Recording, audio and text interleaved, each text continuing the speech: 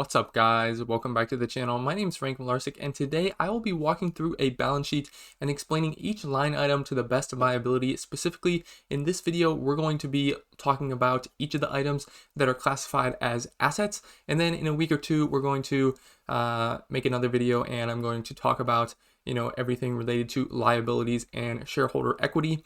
And then after that, I'm going to make a third video, and that will be dedicated to walking through a specific balance sheet and actually looking at the numbers and just using that as a way to understand everything a little bit better. So by the end of this video, I hope that everyone has a better understanding of each of the items that are counted as assets on a balance sheet and can use that information to better analyze businesses and make better investment decisions. A lot of what I have learned about balance sheets in the recent months has actually come from a book called Warren Buffett and the Interpretation of Financial Statements. I have it right here. It wasn't actually written by Warren Buffett, but it was written by his daughter-in-law, Mary Buffett, and her collaborator, David Clark, and they've written some other books together about Warren Buffett and investing. So I think it's very interesting, and it walks through lots of information line by line about the balance sheet and some of the other financial statements. And so I've kind of used that to help put together some of the information for this video. So the balance sheet is split into two parts, the first being assets, the second being liability and shareholders' equity. And assets are anything the company owns, and liabilities are basically anything that the company owes. And if we take all the assets and subtract all the liabilities, we basically get the shareholders' equity, which is essentially just the net worth of the business. And in this video, we're just going to be focusing on the assets. And the first category of assets is called current assets. And what that means is that these are assets that are made up mostly of cash and other assets that can be converted into cash in a very short period of time, which is generally a year. And generally, most of these assets actually are converted into cash within a year. So as we actually do walk through these assets, I'm going to be referencing Johnson & Johnson's balance sheet just so we have a little bit of a visual aid for help. So the first line item under current assets is usually called cash and cash equivalents. This is pretty self-explanatory, but this can include cash, assets held in CDs, 3-month treasuries, or other highly liquid assets. And lots of cash is generally a good thing because it means that a business is generating lots of cash. And if a business just sold a part of their business or sold bonds, this could also leave them with a lot of cash, which is not necessarily a positive sign for a business. So, lots of cash isn't necessarily always good. There is some nuance there. And as shareholders, we want the business to invest their cash wisely so that it can produce more earnings for us. So, we don't really want the balance sheet to have a huge, ginormous amount of cash that is unreasonable and the company isn't really doing anything with, because then it's just kind of sitting there idle. But a healthy amount of cash is definitely good in case of unforeseen problems. And in the case of Johnson & Johnson's balance sheet, they have this other line item here, marketable securities. And usually this is actually included in cash and cash equivalents, but in the case of Johnson & Johnson, they broke it out a little bit. So the next item up here is inventory, and this is just the company's products that it has produced but hasn't sold yet. In the case of Johnson & Johnson's balance sheet, they have it a little bit out of order, but usually inventory is the next thing.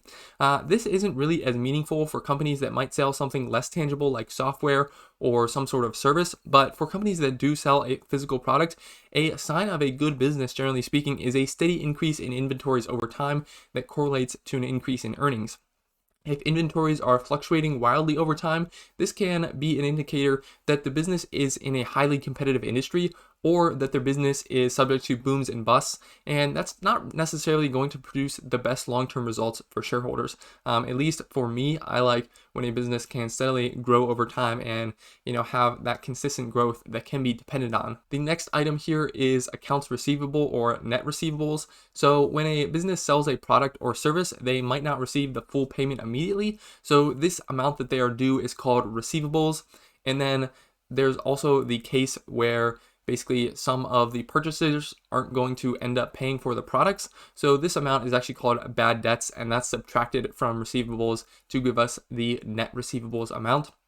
And, looking at net receivables on their own isn't very helpful, but if we compare it to sales, kind of a net receivables to sales ratio. This can be useful in comparing companies in similar industries. So if there's two companies in a similar industry, one of them has a lower ratio of net receivables to sales than the other company, that means that they are paid more quickly and reliably for their products, which means that they will have, the cash in hand sooner, and they will be able to invest that cash more quickly to produce more cash, which is ultimately a good thing. And prepaid expenses here are goods and services that the business has already paid for but have not received yet. One example of this would be insurance premiums, and that's kind of all there is to say about that. There's not really much you can learn about a company just by looking at prepaid expenses, but it's good to know what it is. And finally, other current assets.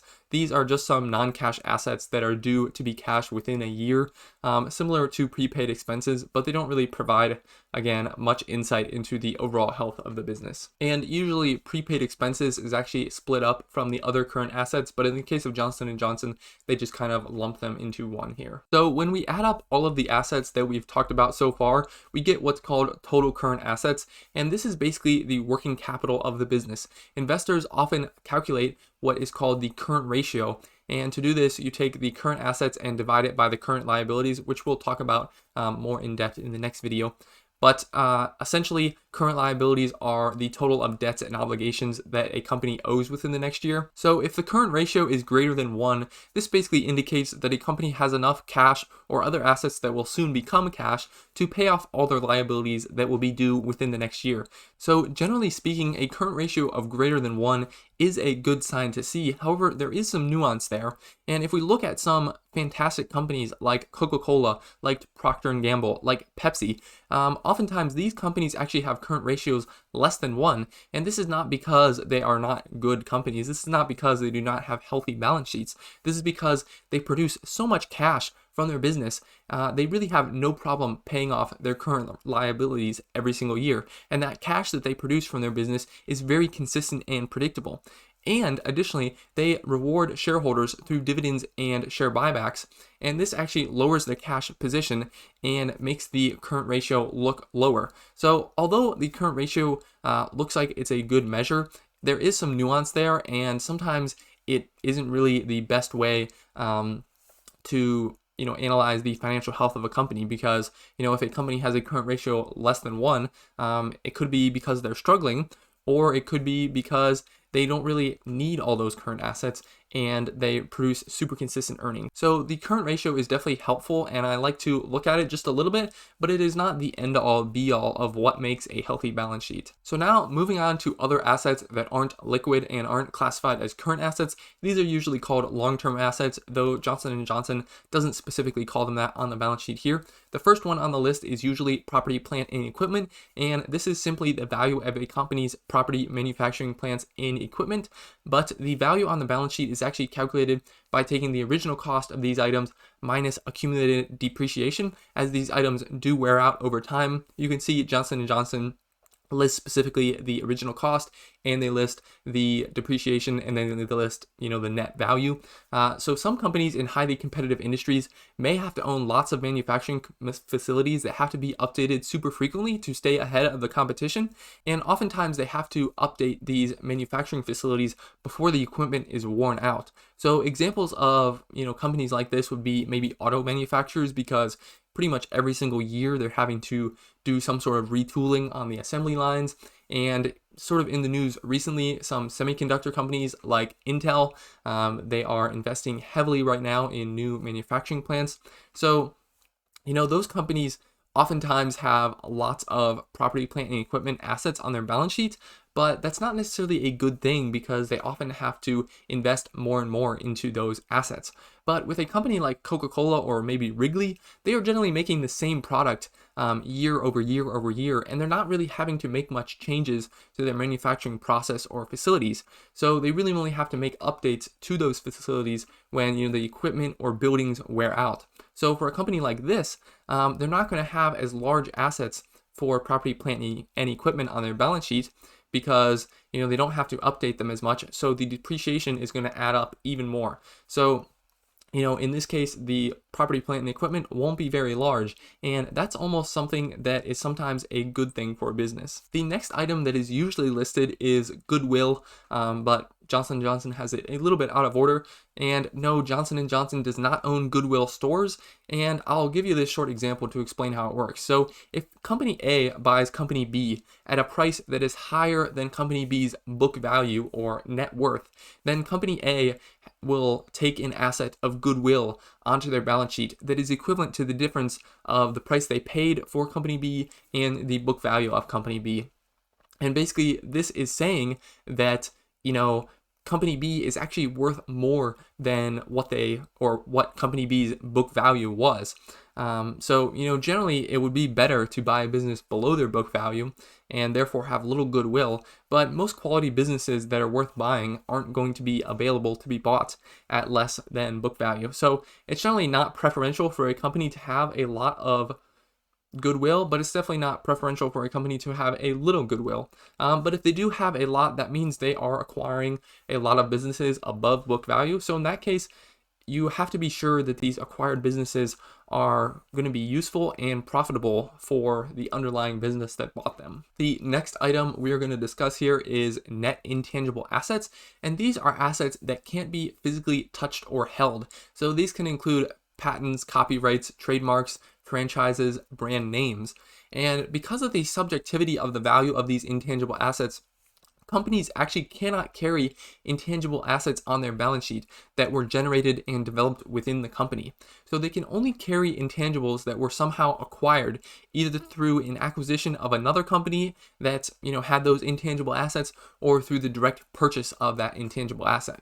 So this kind of leads to a watering down and underrepresentation of some intangible assets. For example, companies like McDonald's or Coca-Cola, they have huge brand names that are arguably very valuable, but they really can't carry that brand name or product as intangible assets on their balance sheet because they were generated from within the company. And this can oftentimes cause some of these companies to fly under the radar a little bit because it doesn't look like they have as large a value for assets as it could be argued they do because of these brand names or similar intangible assets that were generated from within the business. So when analyzing companies, it's important to look at intangible assets and think, does this company have some other intangible assets that, are developed within the company, are generated within the company, and therefore they are not represented on the balance sheet. And maybe if they were, the amount of assets this company had would look a little bit bigger and therefore make the investment look a little bit more attractive. The next item that is usually on a balance sheet is called long-term investments. Johnson & Johnson doesn't have this listed specifically, but I would think that long-term investments are just included in the other assets bucket here. But long-term investments are investments in stocks, bonds, or real estate that are, for longer than a year pretty much. And investments in a company's subsidiaries or affiliates are also recorded here as well. However, the amount of these assets that is shown on the balance sheet is either the cost or market price, whichever is lower. So essentially, this means that these investments can never be carried on the balance sheet at a price above what the company paid for them, even if they have appreciated in value over time.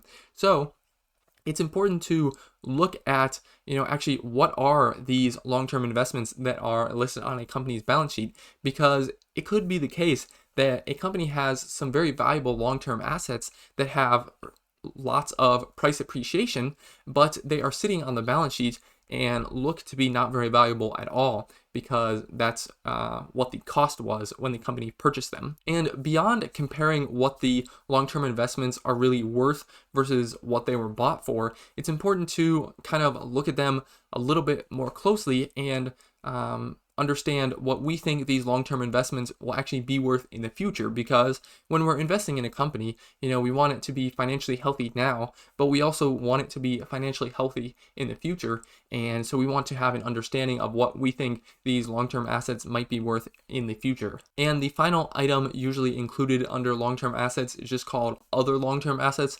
And this is exactly what it sounds like. They are just long-term assets that don't fit into any of the previously mentioned categories. So some examples of these could be prepaid expenses or tax recoveries that aren't due to be received for over a year.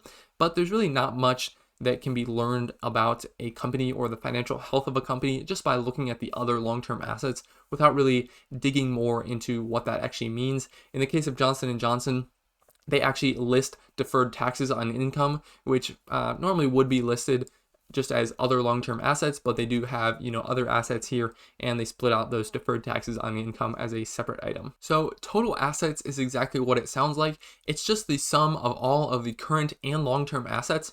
And one way of understanding how efficient a business is at allocating its asset. Total assets are exactly what they sound like. They're just the sum of all of current assets and long-term assets.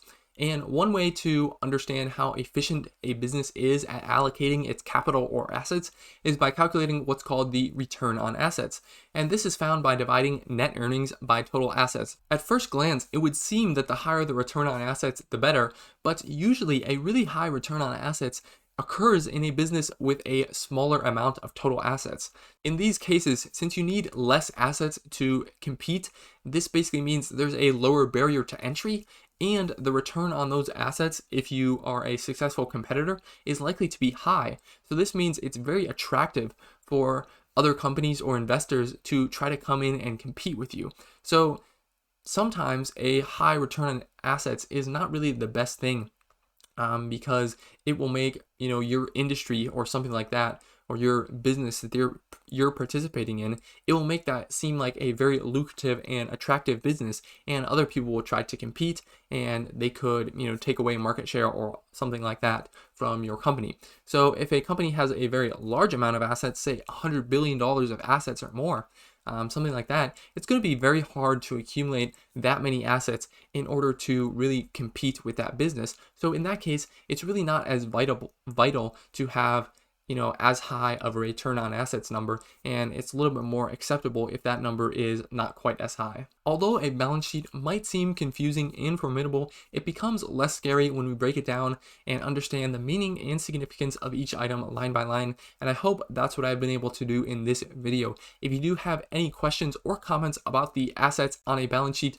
definitely leave them down below in the comments section, and make sure to subscribe to the channel so you don't miss the future videos about the liabilities and shareholders' equity, and also the summary video that we will walk through an example of a balance sheet and talk about the numbers more in detail. As always, thanks for watching, and I'll see you all in the next one.